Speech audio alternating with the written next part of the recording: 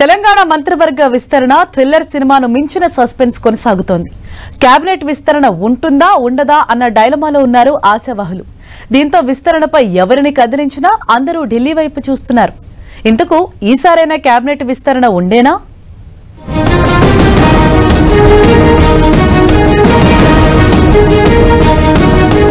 ఒకటే టెన్షన్, సినిమాలు తలపించే ఉత్కంఠ, అనేక మలుపులు, ఎన్నో డిమాండ్లు, రోజుకో కొత్త పేరు, సామాజిక కోణాలు, ఇలా ఒక్కోసారి ఒక్కో అంశంతో వాయిదా పడుతూ వస్తున్న తెలంగాణ కేబినెట్ విస్తరణ ఈసారి మరింతగా నరాలు తెగే సస్పెన్స్ రుచి చూపిస్తోంది.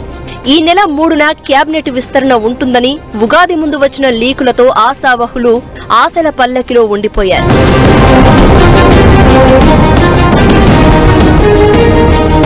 ఉగాది పండుగకు ముందు అధిష్టానం పిలుపుతో సీఎం రేవంత్ రెడ్డి, భట్టి, ఉత్తమ్ బృందం ఢిల్లీ వెళ్లారు.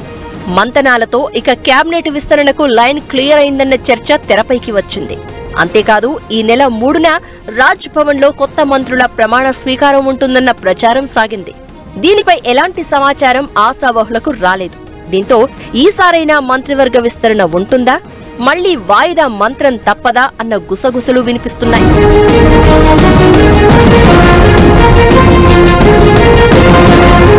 అయితే ఈ ఉత్కంఠకు కారణం గత వారం రోజుల నుంచి అధిష్టానానికి విజ్ఞప్తులు వెల్లువగా వెళ్తూ ఉండడమే అన్న టాక్ వినిపిస్తోంది.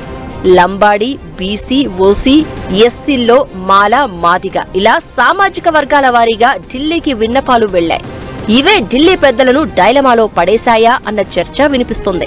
ప్రస్తుతం భర్తీ కావలసిన 6 స్థానాలకు డజనుకు పైగా ఆశావహులు కంట్లో వత్తులేసుకుని మరీ ఎదురు చూస్తున్నారు.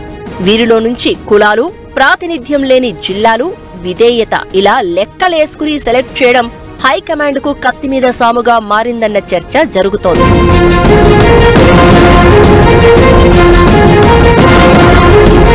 ఇప్పటికే ఏడాది గడిచిపోయింది. దీంతో మంత్రివర్గ విస్తరణపై సీఎం రేవంత్ రెడ్డిపై ఒత్తిడి పెరిగింది.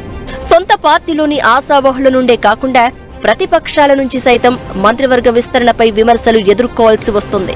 దీనికి తోడు త్వరలోనే లోకల్ బాడీ ఎన్నికలు వస్తున్నాయి. దీంతో మంత్రివర్గ విస్తరణ చేయక తప్పని పరిస్థితి రేవంత్ సర్కారుది.